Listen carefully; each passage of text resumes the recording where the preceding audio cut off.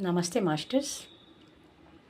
59ನೇ ದಿನದ ತುಳಸಿದಳ ಭಾಗ 1ರ ಪತ್ರಿಜಿ ಆತ್ಮಜ್ಞಾನ ಪ್ರಕಾಶಕ್ಕೆ ನಿಮಗೆಲ್ಲರಿಗೂ ಸ್ವಾಗತ ಸುಸ್ವಾಗತ ಮಾಸ್ಟರ್ಸ್.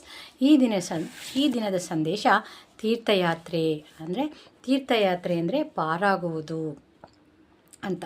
ಜನರು ಯಾವುದರಿಂದ ಪಾರಾಗುತ್ತಾರೋ ಅದೇ ತೀರ್ಥಯಾತ್ರೆಗಳು ಎಂದರ್ಥ. ಪಾರಾಗುವುದು ಅಂದರೆ ತೀರವನ್ನು ದಾಟುವುದು. ಯಾವ ತೀರವನ್ನು?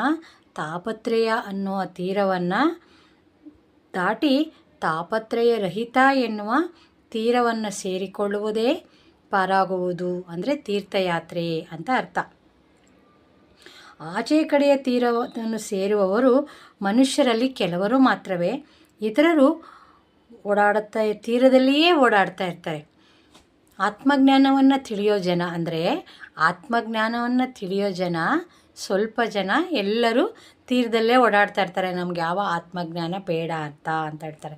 ಅಂದರೆ ಸತ್ಸಂಗ ಅಂದರೆ ಧ್ಯಾನ, ಅದು ಮಾತ್ರವೇ ಪ್ರತ್ಯಕ್ಷವಾಗಿ ತೀರ್ಥಯಾತ್ರೆ. ನಾವು ಯಾವಾಗ ಧ್ಯಾನ, ಸತ್ಸಂಗ, ಸಜ್ಜನ ಸಾಂಗತ್ಯವನ್ನು ಮಾಡ್ತೀವೋ ಅದು ತೀರ್ಥಯಾತ್ರೆ, ಆತ್ಮಜ್ಞಾನವನ್ನು ತಿಳಿಯುವ ಯಾತ್ರೆ.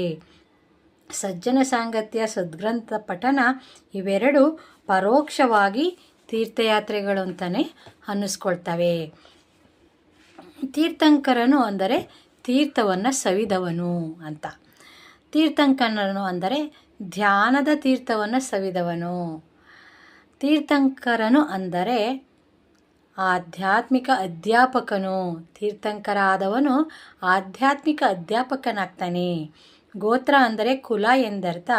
ಆದ್ದರಿಂದ ತೀರ್ಥಂಕರ ಗೋತ್ರ ಬಂಧನ ಅಂದರೆ ಆತ್ಮಿಕ ಅಧ್ಯಾಪಕರಿಗೆ ಸಂಬಂಧಿಸಿರುವ ಬಂಧನ ಎಂದರ್ಥ. ಆತ್ಮಜ್ಞಾನವನ್ನು ತಿಳಿಸುವ ಅಧ್ಯಾಪಕರಿಗೆ ಸಂಬಂಧಿಸಿದ ಬಂಧನ ಅಂತ ಅರ್ಥ.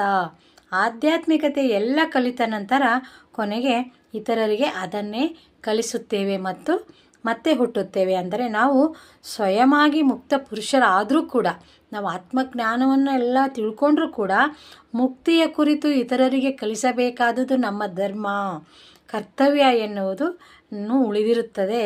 ಅದಕ್ಕೋಸ್ಕರ ನಾವು ಮತ್ತೆ ವಾಪಸ್ ಬರ್ತೀವಿ. ಅದೇ ತೀರ್ಥಂಕರ ಗೋತ್ರ ಬಂಧನ. ಪ್ರತಿಯಾಗಿ ತಾನು ಸ್ವಯಮಾಗಿ ಸಿದ್ಧಪುರುಷನು ಆದ ನಂತರ ಉಳಿದವರನ್ನೂ ಸಹ ಸಿದ್ಧಪುರುಷರನ್ನಾಗಿ ತಿದ್ದಲು ಕಂಕಣಬದ್ಧರಾಗ್ತೀವಿ. ನಾವು ಯಾವಾಗ ಆತ್ಮಜ್ಞಾನವನ್ನು ತಿಳಿದು ತಾನು ಸ್ವಯಂ ಸಿದ್ಧಪುರುಷ ಆದ ನಂತರ ಬೇರೆಯವರನ್ನು ಸಿದ್ಧಪುರುಷರನ್ನಾಗಿ ಮಾಡೋದಕ್ಕೋಸ್ಕರ ನಾವು